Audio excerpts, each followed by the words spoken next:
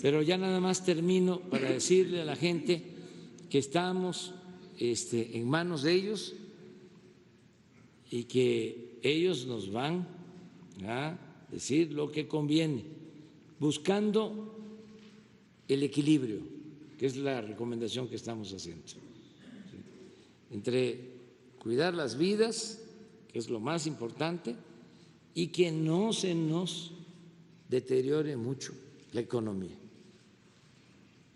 Los tiempos. Gracias, perfecto.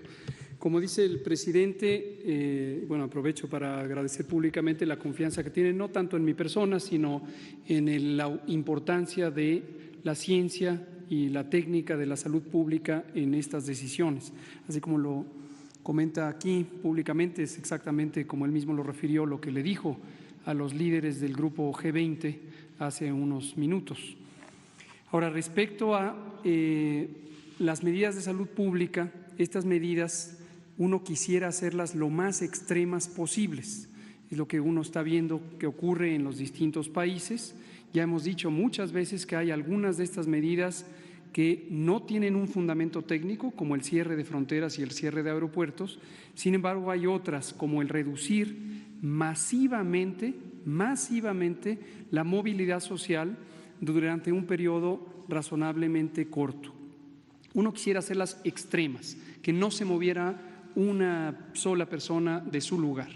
Sin embargo, uno se tiene que mantener consciente de la realidad social, y esta realidad social es específica para cada país. Algunos países, por ejemplo los países de Europa Occidental, característicamente tienen una distribución de la riqueza razonablemente equitativa. Lo mismo ocurre, por ejemplo, en los países escandinavos. En México, desafortunadamente, no es el caso y lo sabemos perfectamente todas y todos. Desde hace muchos años tenemos una profunda desigualdad social y económica. En un número representativo, la mitad de la población de México vive en condiciones de pobreza. Esto es una verdad absolutamente conocida y documentada por los organismos financieros internacionales, por el INEGI, por las personas expertas académicas. Entonces, en un momento dado, en una sociedad más equitativa, donde hay capacidad de ahorro en el conjunto de la sociedad, se puede apretar más las medidas sanitarias que están encaminadas a que no se movilice la gente, porque hay capacidad de ahorro, hay capacidad de resistir ese periodo intenso de restricción de movilidad, en donde se cierran pequeños comercios, actividades profesionales independientes, etcétera. En una sociedad tan desigual como la de México, a pesar de que es la economía número 14 del mundo, pero es profundamente desigual. Entonces, uno no puede restringir tanto la actividad social y la actividad económica, porque entonces causaría uno un daño posiblemente irreparable para una gran cantidad de familias que viven al día, pequeños comerciantes, profesionistas independientes, pequeñas empresas, trabajadores y trabajadoras domésticos, por ejemplo, vendedores ambulantes, etcétera. Hay muchísima, 50% de la población que vive al día y no tiene capacidad de ahorro. Entonces, estas son las dos fuerzas que gobiernan la respuesta de salud pública.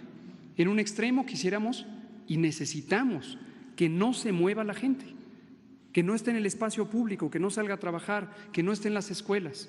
Eso lo necesitamos para fines de la salud pública, como lo explicamos anoche y lo hemos estado explicando, para cortar la transmisión. Ahora, tenemos que ser muy claros en entender esto. La epidemia no se quita de un día para otro. Todos aspiraríamos, es intuitivo pensar, cerramos y se acabó la epidemia y luego cuando ya termina el periodo de restricción ya no hay epidemia. No, tengamos muy claro que eso no se puede lograr.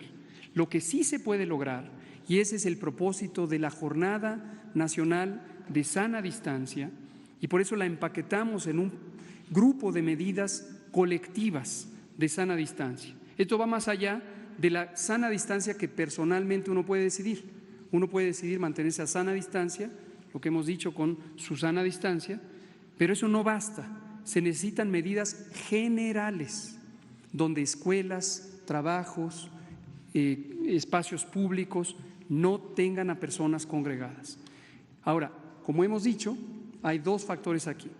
Uno es el límite que impone la realidad social, porque no queremos tener un remedio más costoso en términos sociales que la propia intervención, que la propia enfermedad. No queremos que la intervención protectora de salud sea peor que la propia enfermedad. Ese es un límite. Y el otro elemento es el tiempo. El tiempo de oportunidad es crucial. Ahorita tenemos pocos casos comparados con otros países, pero este es el momento único que no podemos perder, porque la oportunidad es hacerlo ya y hacerlo masivamente, hasta donde el límite de la realidad lo permite, sin afectar irremediablemente a las economías familiares más desprotegidas. Pero hay que hacerlo ya, y es todos al mismo tiempo. No se puede ir escalonando, porque es el momento que no podemos perder. Una vez que la curva epidémica, que es el número de casos diarios, empiece a crecer exponencialmente, ya no podemos parar. Ya no podemos parar la epidemia. Eso es lo que le está ocurriendo a Italia, a España, a varios países de Europa, le está ocurriendo a Estados Unidos. La curva epidémica está así, está creciendo día con día. Se está duplicando los casos diarios cada 2 días, duplicando. Entonces, eso es incontenible.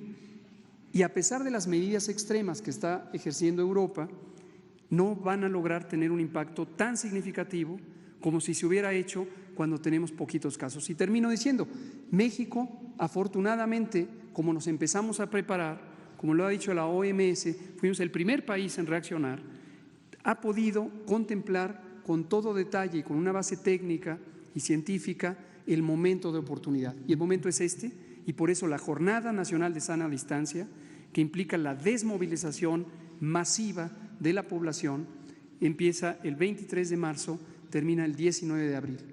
¿Qué esperamos que resulte de ello? Desafortunadamente no que pare el peligro o pare el riesgo. La fase 3 se va a dar. No hay duda que la fase 3 se va a dar.